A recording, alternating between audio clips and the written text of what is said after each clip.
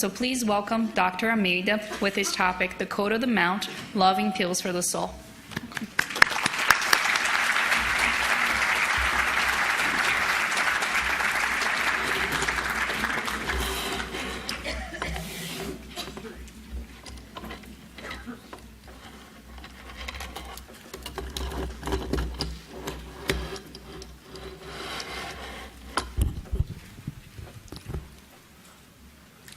Queridos amigos, depois do chocolate, o açaí.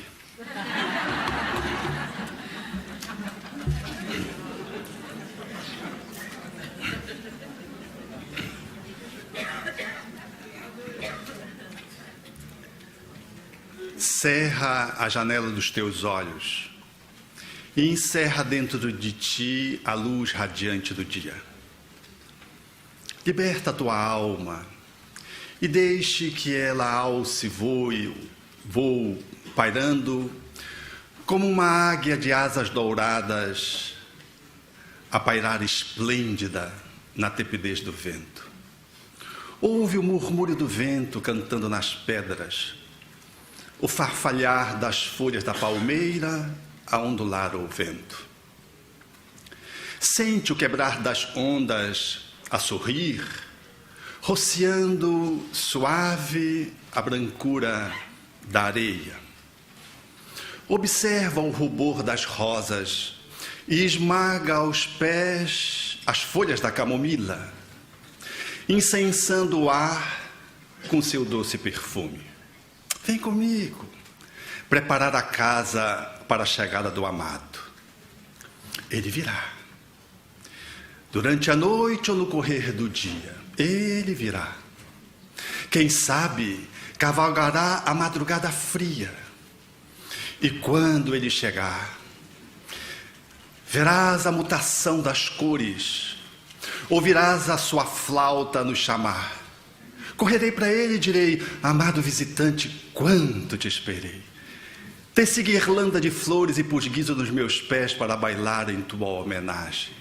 Plangi as cordas finas do bambu em tua honra. Tu viestes a lourar as tranças negras da minha noite, convertendo em dia o meu interior de sombras. A tua carruagem parou à porta da minha casa. Descerrei os olhos, liberando a luz do dia, mas ela se envergonhou diante do esplendor daquele que chegou. Amado visitante, quanto te esperei. Ansioso, trêmulo, tentei contatar com as tuas virtudes e tu não me censurastes o atrevimento. Compreendestes compassivo a minha ânsia e estendeste caridoso as tuas graças. Assim, amigo, enxuga a lágrima furtiva que viaja solitária em tua face. Enxuga a tua lágrima, porque o Consolador chegou. Abre-te em festa, ó alma triste. Rejubilamo-nos juntos e saudemos o amor que nos visita. Esmaguemos aos pés o sândalo e a camomila, e aguardemos em silêncio que os seus passos transformem em perfume a sua chegada. A minha alma exulta, o meu coração canta, as bailarinas voltarão a bailar, tocando símbolos, tinindo guizos, os cantores voltarão a cantar, e eu, que nunca cansei de te esperar, acendo a candeia e coloco sobre o velador para iluminar aqueles que no caminho não conhecem o teu amor. Agora que eu te encontrei, seguirei contigo, esmagando rosas, acendendo estrelas, despertando o sol, clareando a noite, aljofrando de espuma o rigor da areia, levando pela mão um amigo. Agora que eu te encontrei, seguremos juntos para colher os frutos da tua semeadura. É a belíssima poesia de Rabindranath Tagore, pela médium Vera Coim, pernambucana. que traduz numa medida de excelência a grandiosidade do Consolador. A flauta parece a trombeta que Allan Kardec enseja colocar na introdução do Evangelho segundo o Espiritismo, nos acordando para essa doutrina que chega cavalgando, parece, à noite nesses dias. A volta do Messias, o retorno do Cristo, faz-se através dos menores que, com os seus passos, pisando no sândalo e na camomila com que nós atapetamos a sua caminhada, transformam em perfume a sua chegada. E aqueles que somos os espíritas na atualidade temos o ensejo de reconectarmos-nos a partir desse chamado com o extraordinário Mestre que veio ao nosso encontro, através daqueles pelos quais ele se traveste, para que tenhamos o ensejo de construir a nossa própria história de libertação e podermos fazer com o encontro divino, na qual a figura de Jesus deverá desvelar-se no nosso encontro com aqueles que são os menores, da emoção, da intelectualidade, do aspecto social, da espiritualidade. Aqueles que viajam conosco nesses dias de escuridão, de transição, de caos apontando o cosmos.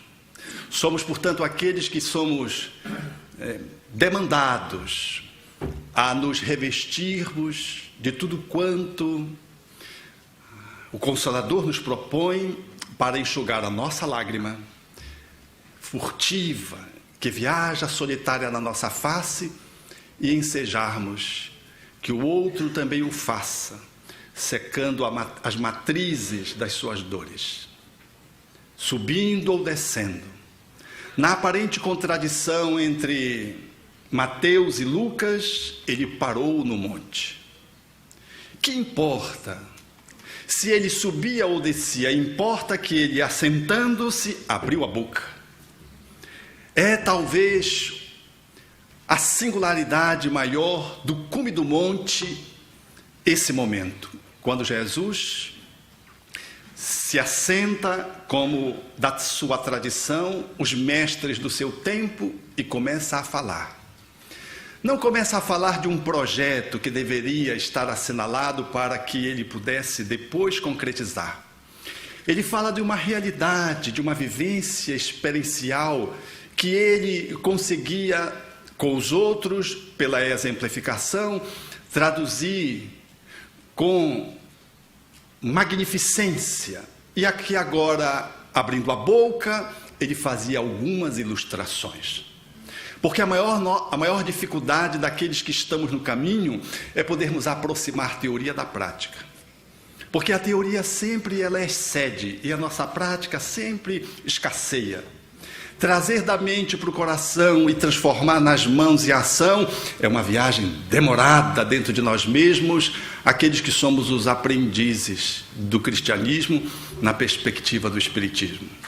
Mas ele nascia nas suas mãos a formação da nossa terra.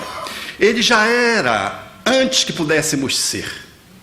Então ele tinha a profunda aderência entre o mapa e o território.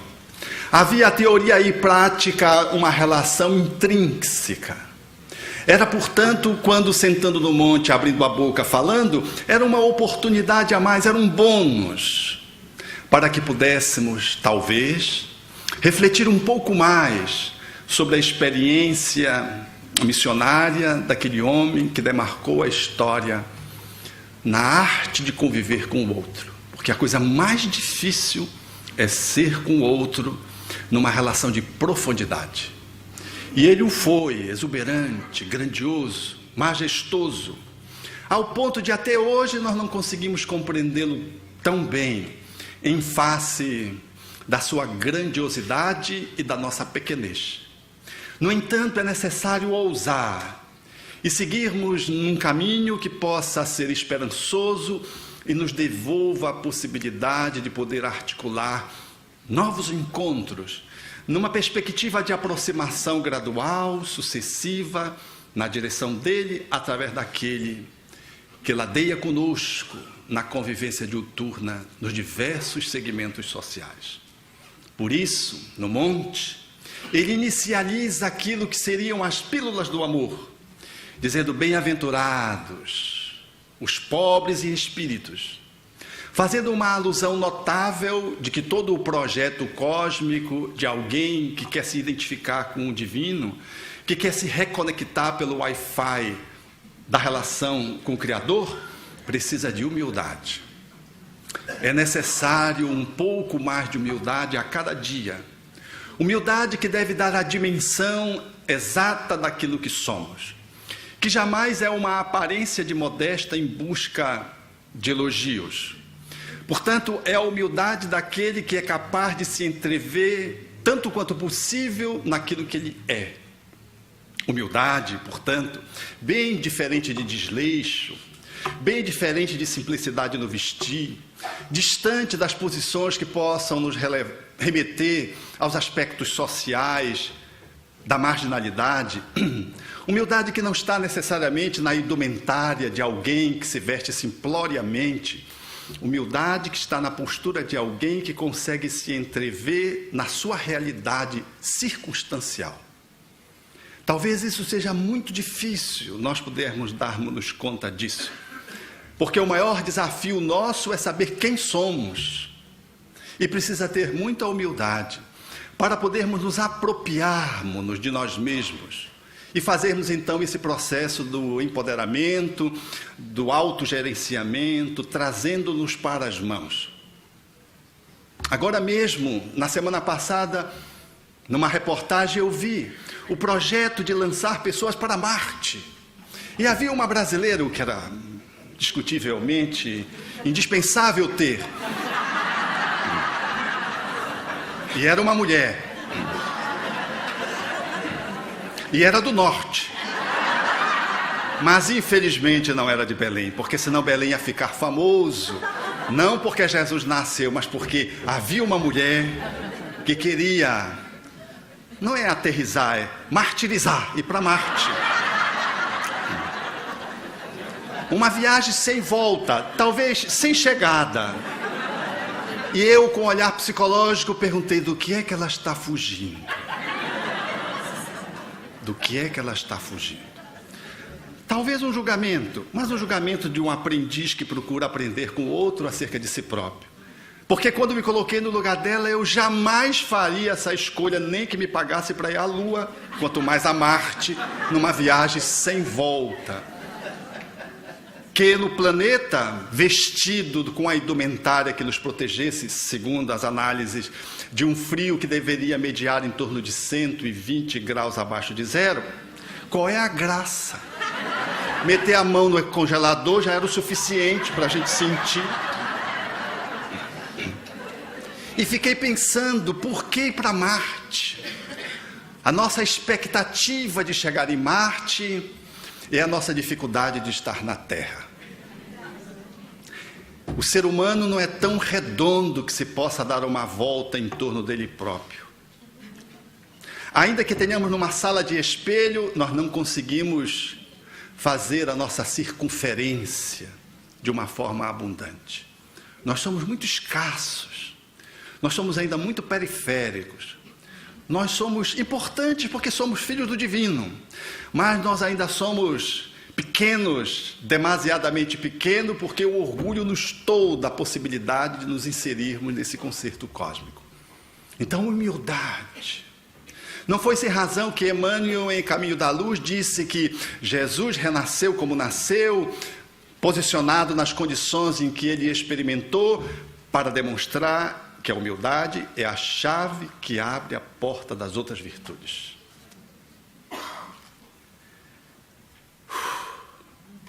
É difícil ser humilde.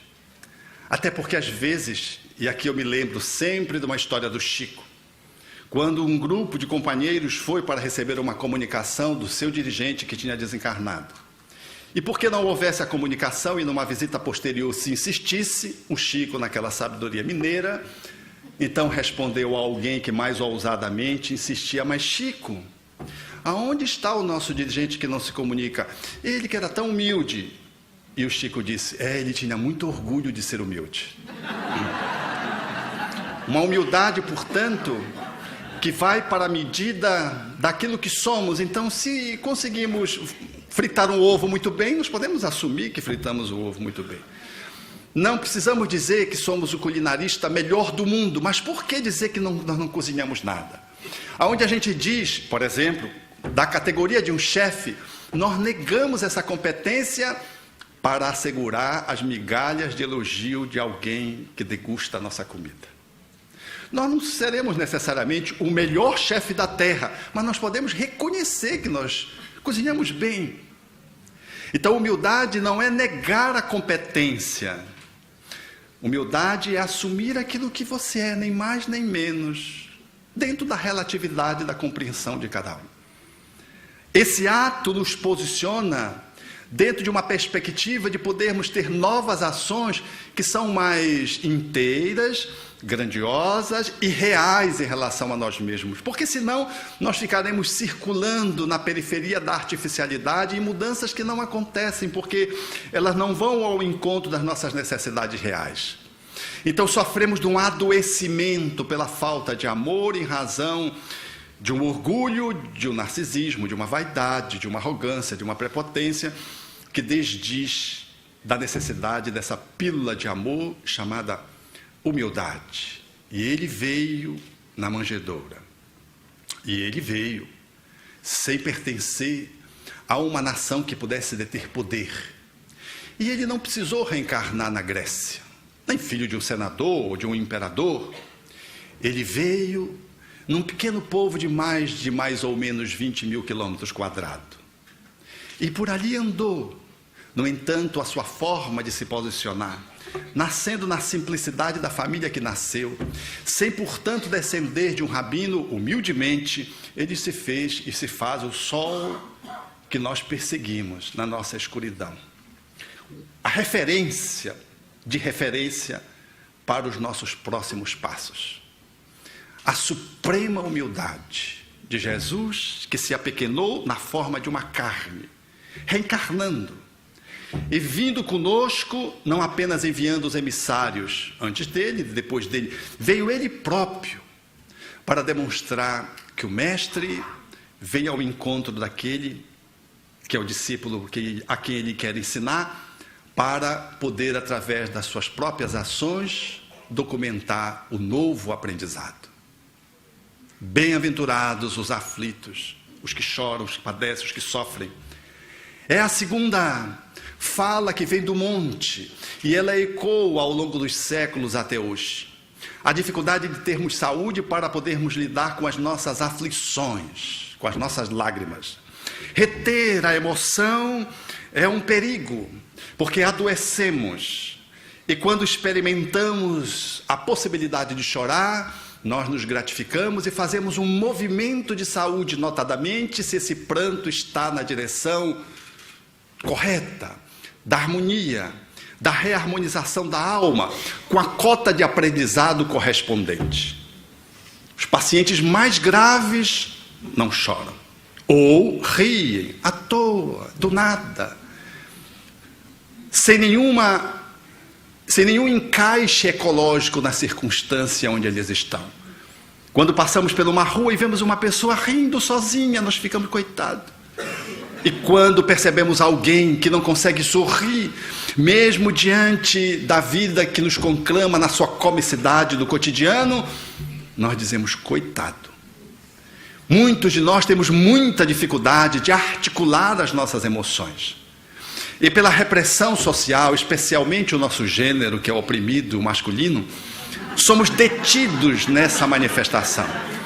Muito embora o ser mais másculo da terra tenha chorado, que foi o Cristo. Chorou lá, quando Lázaro estava inquieto no sepulcro. Chorou no horto. E ninguém se dá conta de que pelo que Jesus chorou. Ele que era um homem o mais grandioso, o mais integral, Porque chorar faz parte da natureza. É lógico que a qualidade do seu chorar não tem a qualidade do nosso chorar. Mas o nosso chorar, humildemente, ele representa o que somos. Então chorar, para poder expressar pelas lágrimas aquilo que às vezes a boca não consegue articular. Vejo muitos pacientes meus reprimidos que antes da sessão vão ao banheiro, durante a sessão vão ao banheiro e no final vão ao banheiro, choram urinando.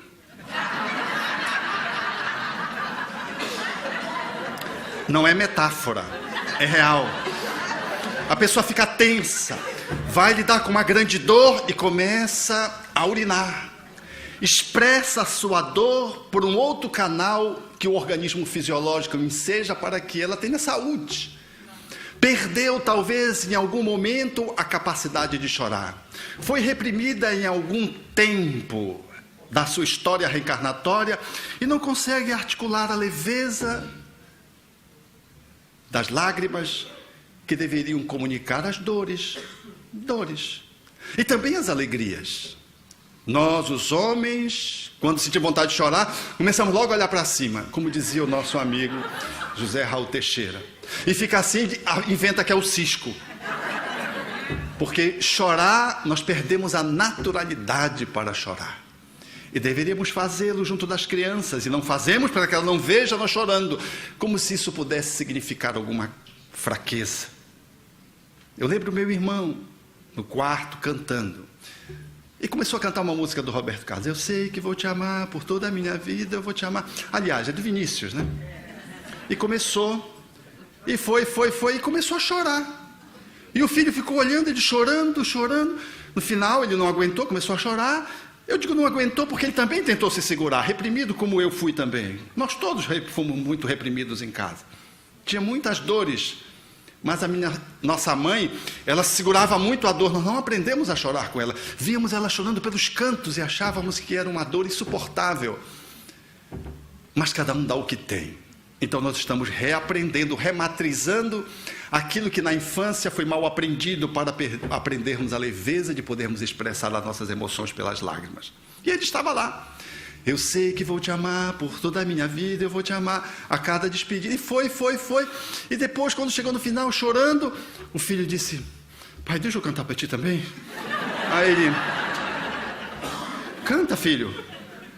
Aí ele puxou uma música de um dinossauro. O dinossauro, e quebrou o clima completamente. Ele ficou incomodado com o incômodo do meu irmão, que talvez não teve a natureza suficiente para chorar plenamente. Ele fez o que a gente faz. Chore não. Quando a gente devia dar o ombro, a gente já puxa o lenço. A pessoa começou a lagrimar, a gente já está oferecendo o lenço. O incômodo é nosso, não é do outro. O outro começa a chorar e a gente já fica. E quer silenciar a lágrima do outro. Chorar. Chorar faz bem. Mas chorar interminavelmente, se apegar ao choro, talvez possa representar uma disfuncionalidade que precisa ser corrigida, que precisa ser trabalhada. Em algum ponto... essa alma está uma carpideira, aquelas mulheres que eram convidadas a chorar dos defuntos, que elas não conheciam. Bem-aventurados os que choram. Portanto, aqueles que articulam as suas emoções e conseguem comunicar para a vida aquilo que lhes está na alma. Quando choramos, efetivamente, estamos fazendo um movimento de saúde.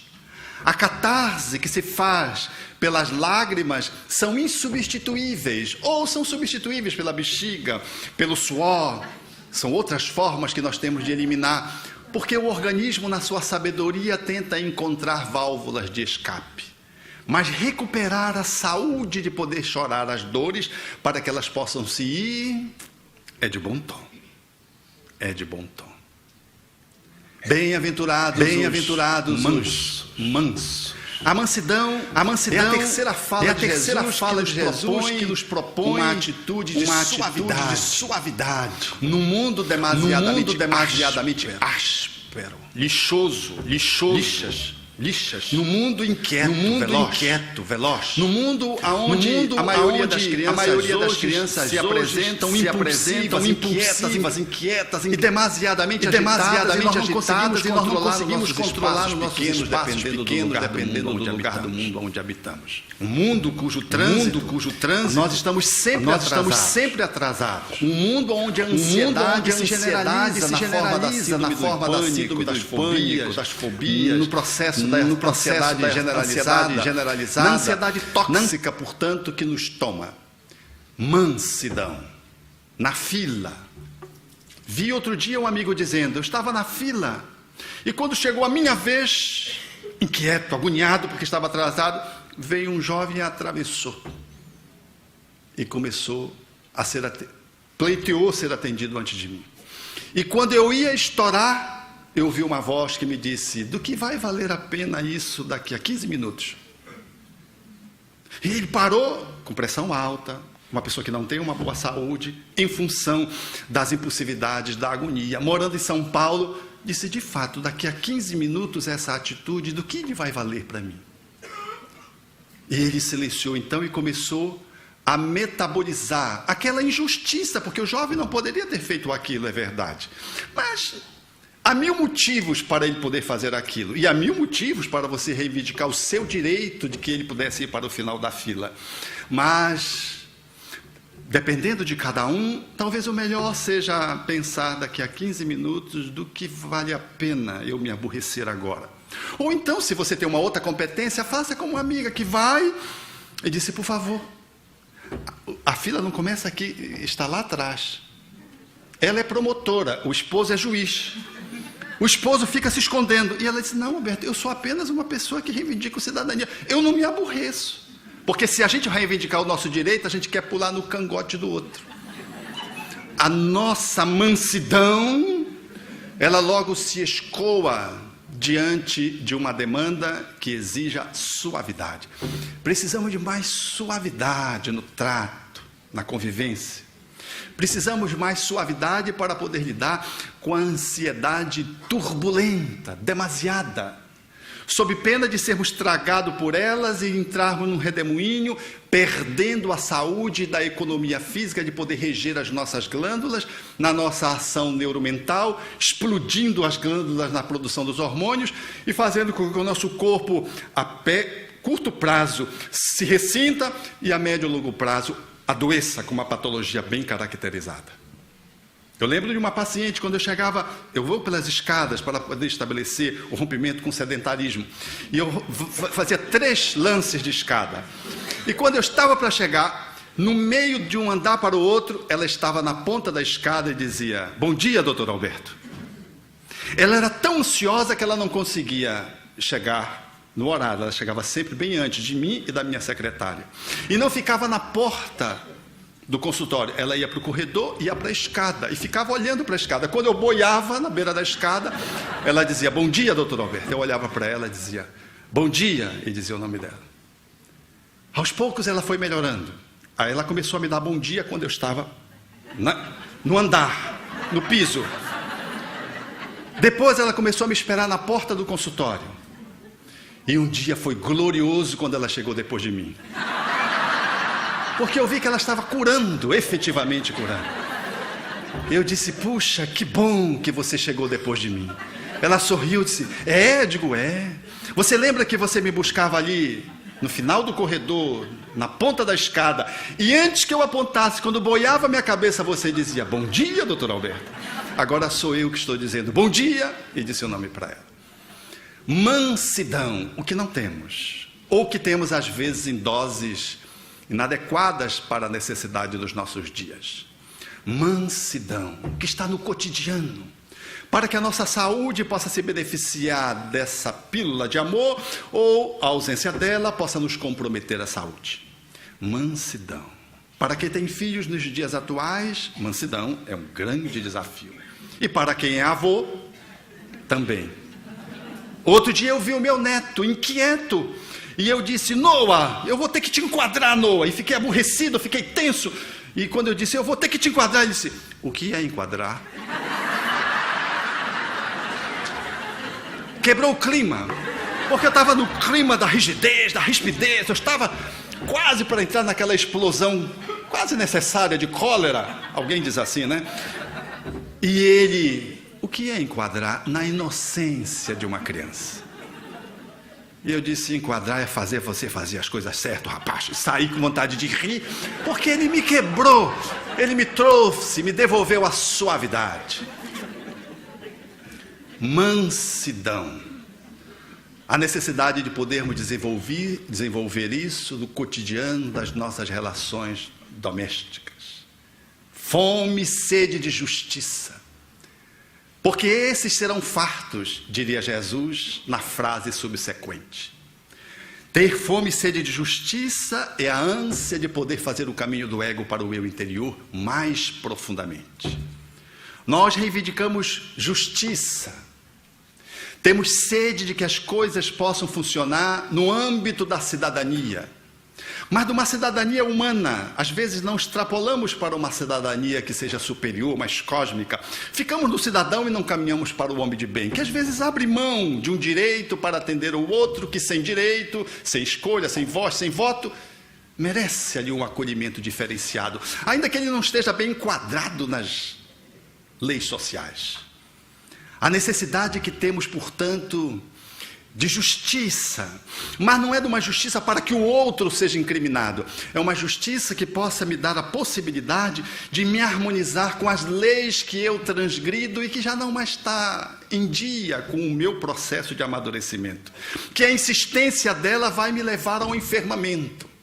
Buscar a harmonia com essas leis para que eu possa redescobrir a minha dança cósmica, obedecendo essas leis e assumindo efetivamente o usufruto daquele que está em conexão com o divino.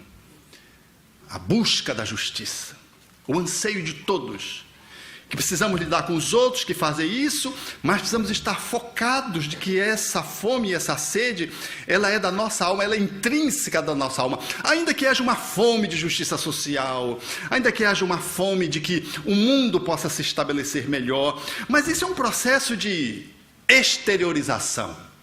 Quando eu reivindico, significa dizer que eu estou pugnando por isso dentro de mim mesmo.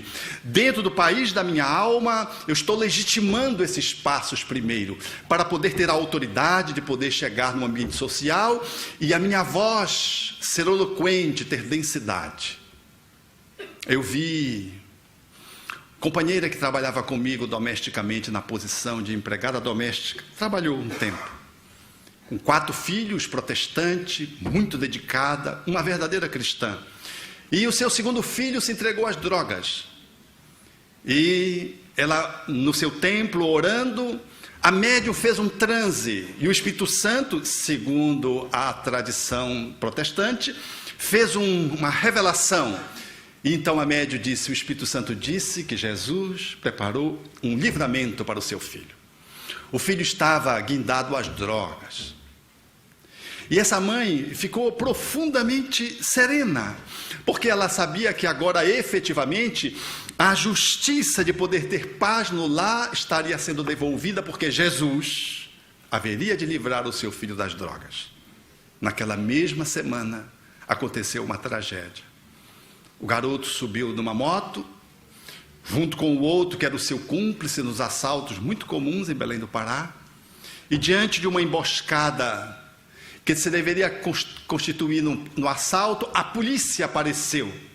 E ele, inocente em relação à astúcia de poder se esquivar da polícia, diferentemente do outro, que já estava escolado no crime, deixou cair a arma, foi buscar a arma, e o policial lhe atirou e ele faleceu.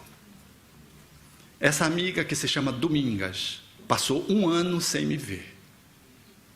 E depois de 1 ano e alguns dias, nós nos reencontramos. Ela foi em casa da minha mãe, falou com os meus irmãos. A mim, não. Porque nós temos uma relação muito intrínseca. Ela quer me converter a Jesus e diz que Kardec é o demônio que me distancia de Jesus. E eu brinco com ela, digo, um dia tu estarás nos pés de Kardec. Eu faço um jogo de palavras, sempre para brincar com ela. A nossa relação é entretecida assim, mas ela me ama tanto que ela me convidou para ser madrinha do seu casamento. E eu disse, mas Domingas, tem tanta gente para você convidar para ser madrinha do seu casamento. E você convida a mim, a minha mãe? Ela disse, doutor Alberto, se eu convidei o senhor, é o senhor. Aquilo me tocou profundamente. Eu confessei a ela o meu medo. Se eu tenho medo de que o pastor queira me converter, porque aí vai acabar o casamento. Ela riu, eu disse, não, doutor Alberto, fique tranquilo, porque não vai acontecer isso.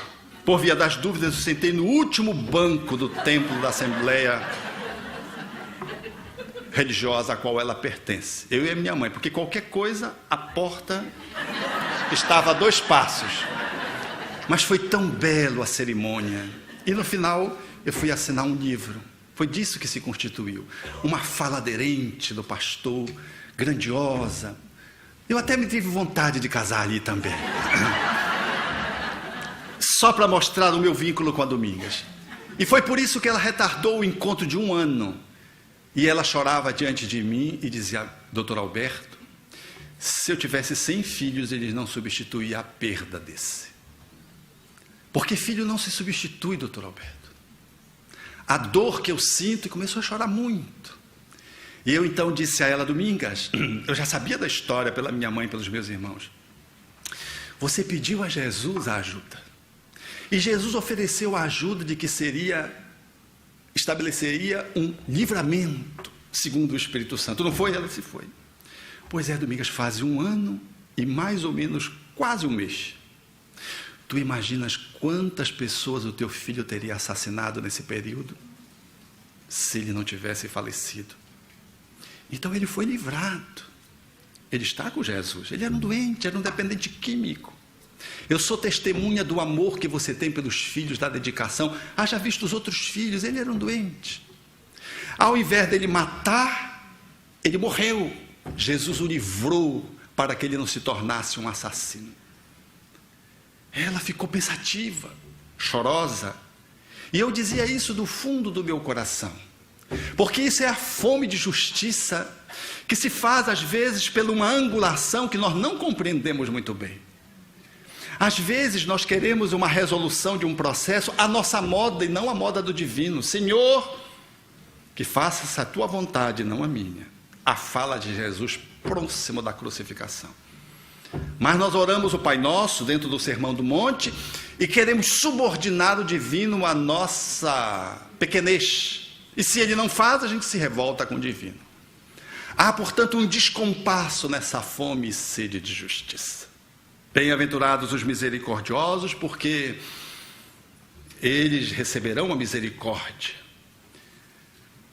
Misericórdia que fala de um grupo de medicações que estão ao nosso dispor, cujo perdão talvez seja uma das mais relevantes, mas vem a indulgência, a tolerância, como processos que fazem parte de um grupo, de um complexo virtuoso. Perdão, que é uma das virtudes tão necessárias e tão escassas, que está no nosso cotidiano e por isso está inserida no Pai Nosso. Por isso Jesus colocou ali, porque o perdão não é uma demanda de um momento, não é o perdão olímpico, é o perdão do cotidiano, desse treino diário no dia a dia. Não há quem não seja demandado pelo perdão durante uma semana. Eu duvido. A gente não se dá conta, porque se alguém entrar entre 2 filas e pisar no seu pé, você fica magoado. Você pode até dizer que não, mas ficou. E se estiver com unha cravada, vai ficar pior. E se a unha tiver sido pintada, vai ser dor, vai ser pior ainda. E quem pisa vai ficar com a demandado também em relação ao perdão. Um culpado, o outro se sentindo magoado. E um sorri para o outro, querendo a desculpa. Tudo bem. Aí o outro, tudo bem. Mas você vê, porque a fisionomia, ainda que estampe uma tentativa de estereotipação de perdão, ela fala, se a fisionomia for muito artística e não revele de que você ainda está magoado por alguns segundos ou por alguns minutos, talvez a energia você não consiga modificar. Porque a energia é energia, não tem como tapear. E se a pisada foi forte, e se a pessoa disse, ai, a pessoa não vai assistir a palestra, o pisador, o pisoteador de dedos pintados recentemente, Ele vai ficar olhando de esgueira, pelo menos, e vendo a movimentação da pessoa. Dá uma conferida no pé para ver se o pé está inteiro. E de vez em quando ele vai fazer, né? E talvez até o término da palestra o problema ainda não esteja solucionado. E quando você chegar em casa, olhando para o seu pé, mais precisamente para a unha pintada, que agora ficou absolutamente comprometida, você haverá de dizer: aquele cegueta que tinha óculos, não sei o quê, ainda estará encrencado numa banalidade que é entrar entre duas fileiras de cadeira.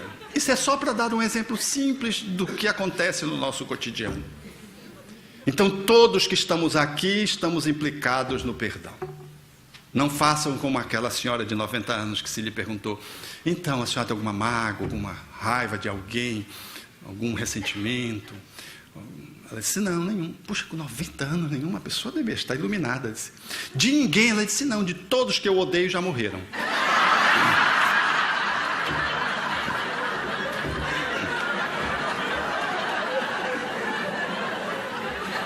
Esse não é um argumento plausível para a saúde, porque a obsessão é uma porta que se abre para o encrencamento das doenças psicoespirituais, podendo nos levar aos processos da fascinação, da subjugação, com o comprometimento da nossa saúde física e mental, às vezes culminando com o homicídio, com o suicídio, dependendo do caminho que se siga.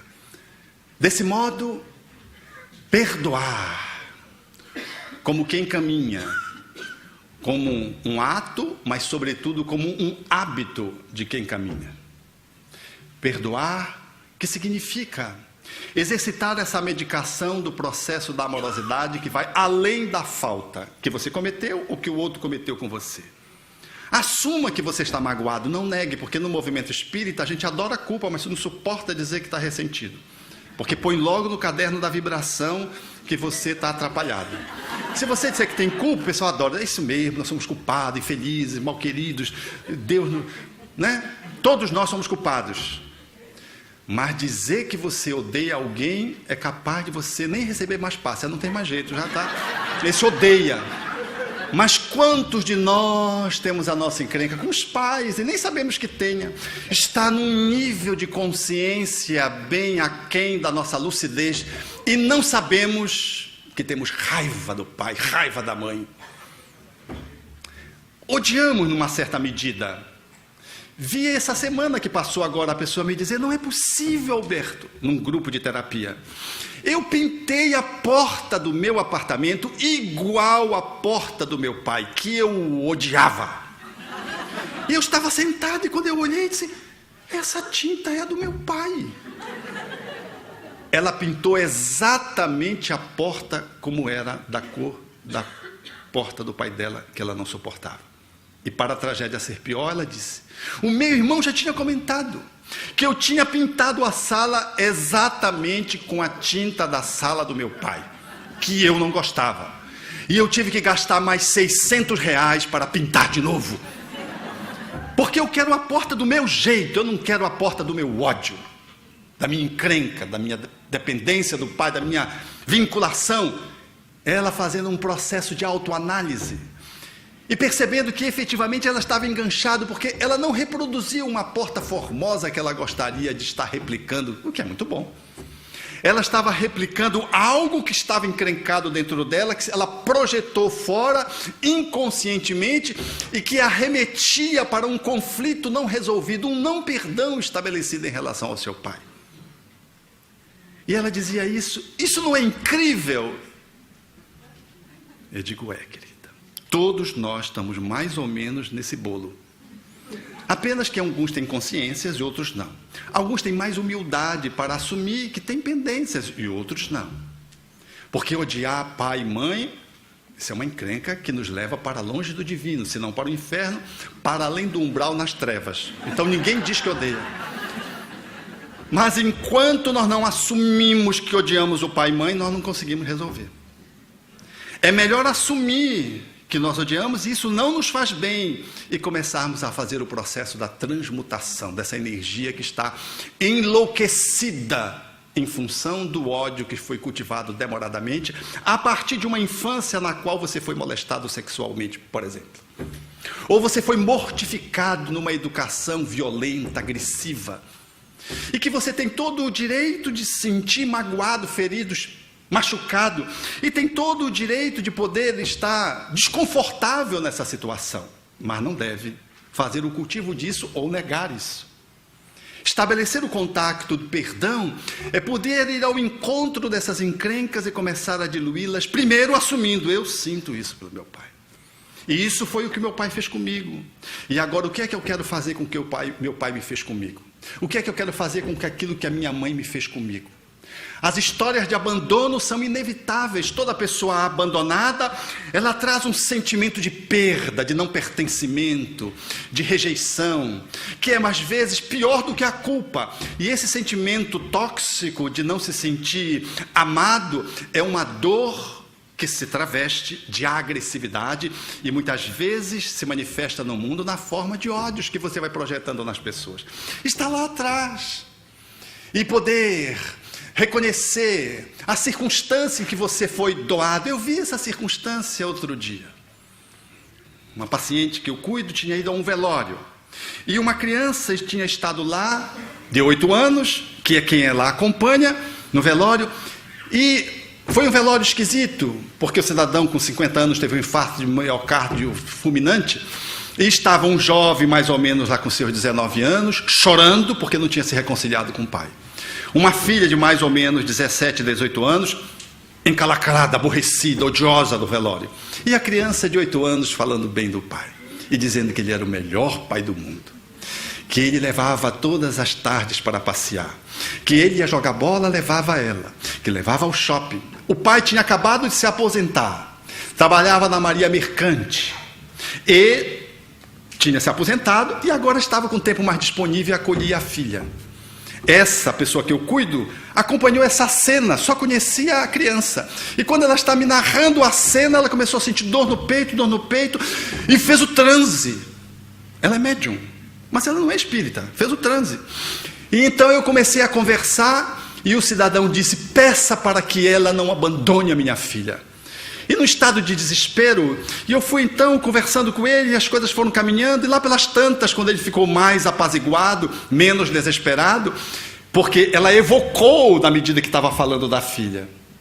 Então eu disse para ele: mas puxa, você está assim tão agoniado, alguém deve tê-lo buscado. Ele disse: é minha mãe. Eu digo: puxa, que bom. Ele disse: eu odeio a minha mãe.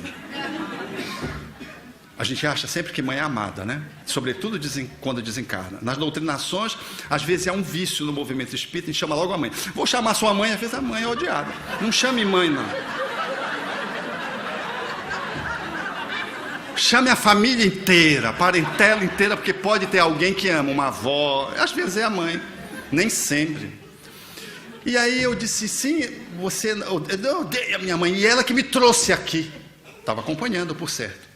Ela que me recebeu, mas eu não a suporto. E foi firme. Eu tentei diluir um pouco.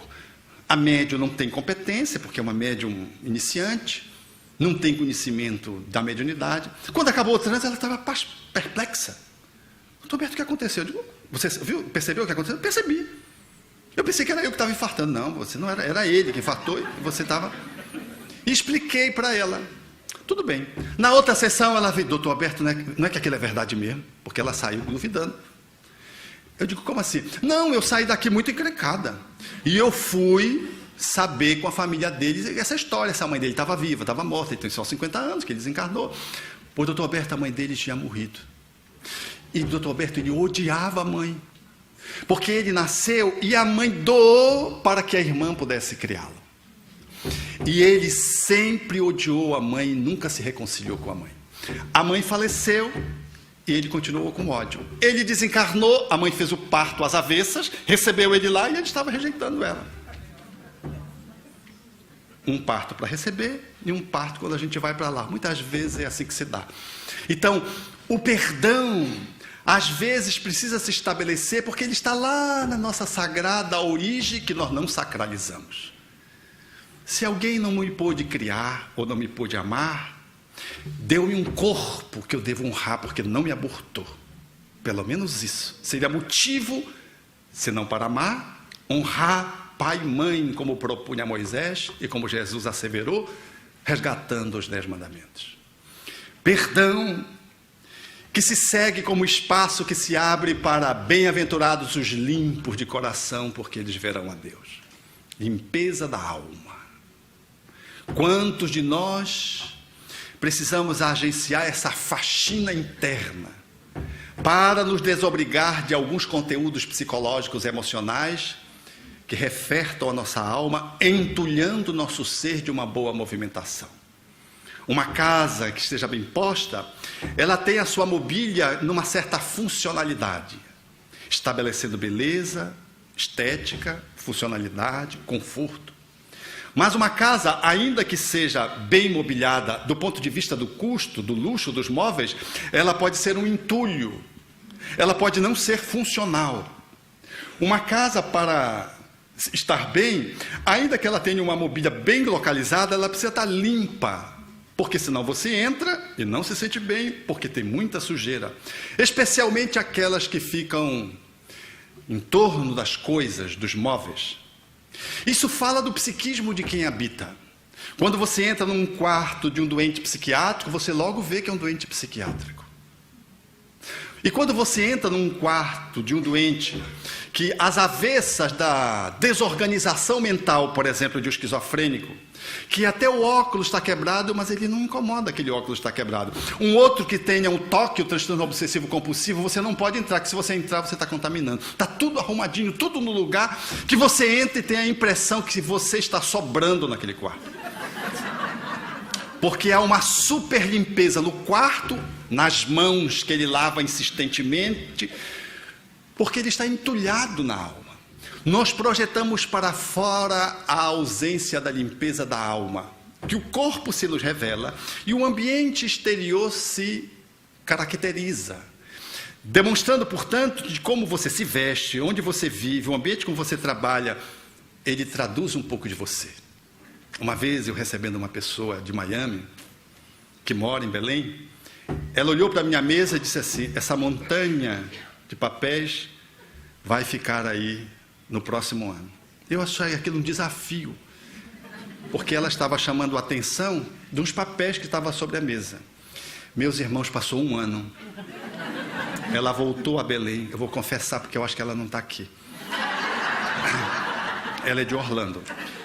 A montanha de papel tinha crescido um pouco. E eu olhei e digo assim: não é que ela tinha razão? E aí eu fiquei: escondo, não escondo, escondo, não escondo. Mas eu ia esconder dela, eu não ia esconder de mim. Eu vi que aquela montanha de papel falava de uma parte de mim que estava ali projetada. Eu não conseguia debastar aquela montanha de papel. Eu vou debastando, depois ela cresce, eu vou debastando, ela cresce. É uma coisa incrível que acontece com a alma. Limpeza do coração significa dizer que quando você está bem, tudo flui, tudo está no seu lugar adequado, de funcionalidade, de beleza, de encanto. Você não está bem porque está divinamente emperiquitado. E é uma pessoa bela desafiando a feiura e o tempo. Não. Você está bem porque você consegue ser belo na idade que você está. E você consegue se colocar adequadamente. Eu lembro-me de uma senhora, num estado da Europa, que ela era formosa. E aquilo que mais chamava a atenção na sua formosura era o cabelo, que era um cabelo que estava sempre arrumado. E ela, como já tinha uma idade que beirava os 80 anos, causava inquietação nas pessoas. Como é que ela mantinha aquele cabelo bem arrumado? E numa viagem para um congresso espírita, uma amiga comum foi e ficou no mesmo quarto com ela. E disse para ela: eu estou querendo saber como é que você mantém esse cabelo. Ela disse: é muito simples. E ela mostrou então. Ela tirava o cabelo, a roupa por cima, colocava um indumentáriozinho aqui, um trequinho aqui, tirava, não mostrava o cabelo. E deitava assim, dormia assim. Não se mexia de posição para não estragar o cabelo. Ela disse: de manhã o cabelo está arrumado, eu só dou uma ajeitada, ponho um negocinho, passo o vestido por cima, ou então fecho o vestido e o cabelo está arrumado. E uma vez por semana eu vou ao cabeleireiro. Então é curioso isso, ver uma parte do nosso corpo revelando a nossa realidade interna. Limpo de coração é aquele que pode estabelecer a higienização da alma e vai limpando os recantos da sua casa interior. Não precisa embaixo do móvel, lá embaixo com o dedo, olha aqui a poeira, não foi limpo direito. Nesse excesso de limpeza compulsiva, absolutamente desproporcional. Mas estar anarquicamente, numa casa onde você entra e começa a espirrar, não é de bom tom. Limpeza, que vai traduzir o quanto a sua alma está alinhada e o quanto você está bem. O Sermão do Monte vai seguindo. E depois dele, mais 2 capítulos em Mateus desdobram aquilo que é a teoria da excelente prática. Ficaram na história como o sermão, o código, a plataforma da humanidade, a carta máxima, vários nomes se dão. Que importa? Ali estão as pílulas de amor, porque cada fala daquela é uma expressão do amor, é uma adjetivação do amor, que Allan Kardec tem ensejo de poder juntá-las todas no termo caridade. Caridade e a expressão dessas virtudes amorosas que se manifestam com humildade, mansuetude, limpeza, pacificação, sentimento de necessidade de justiça, pranto consolado. Essas manifestações da alma são tipificações do amor que revelam juntas que a caridade ela está posta, seja caridade moral, material, espiritual. Quando Jesus esteve conosco, demonstrou-nos claramente que na medida que pudéssemos nos apropriar disso, não só teríamos saúde, mas poderíamos mediar na cumplicidade a saúde para o outro. Não usou a catarse de Breuer para a cura. Não valia-se dos sonhos proposto por Freud. Não estabeleceu as medicações que começou com Fleming, Alexander Fleming. Ele não estabeleceu nenhum método exótico para curar as pessoas, apenas a presença. Uma pergunta, uma contrapergunta, uma parábola. Apenas a arte de poder olhar ou estar com o outro. Às vezes apenas estar. De outras vezes uma ação era suficiente pelo seu magnetismo a poder impregnar o outro, que saía aparentemente o mesmo, mas que nunca mais esqueceria daquele encontro.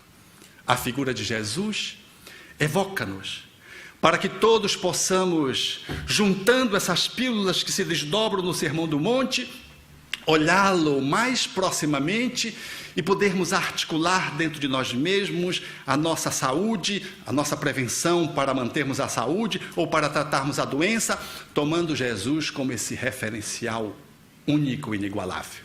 E para tanto, ele comparece em nossas vidas hoje através do Consolador prometido, cavalgando a noite fria da transição planetária. E vem, através dos acordes da flauta, nos chamando para que possamos fazer um movimento de consolo, o processo de libertação. Para que possamos despertar o sol que está adormecido no outro, pratear uma noite de escuridão dos depressivos, para que possamos, em atuando, poder perfumar as vidas e atapetar com o sândalo e com a camomila os passos daquele que é o menor, que vem ao teu encontro e sai contaminado pela tua presença. Lembrando palidamente aquele que é o mestre dos mestres, nós que somos os seus servidores imperfeitos, no exercício de aproximação dele. Cerra as janelas dos teus olhos e encerra dentro de ti a luz radiante do dia. Deixa a tua alma livre para que ela alce e voe, e como uma águia de asas douradas, esplêndida, paire na tepidez do vento. Ouve o murmúrio do arroio cantando nas pedras e o farfalhar das folhas da palmeira a ondular ao vento. Sente o quebrar das ondas a sorrir, estabelecendo a suavidade na areia. Observa o rubor das rosas e esmaga aos pés a camomila, incensando o ar com seu doce perfume. Vem comigo preparar a casa para o amado. Ele virá. na noite ou no correr do dia, ele virá. Quem sabe cavalgará a madrugada fria. E quando ele chegar, virás a mutação das cores. Ouvirás a sua flauta nos chamar. Correrei para ele e direi: amado visitante, quanto eu te esperei. Teci guirlanda de flores e pus guito nos meus pés para bailar em tua homenagem.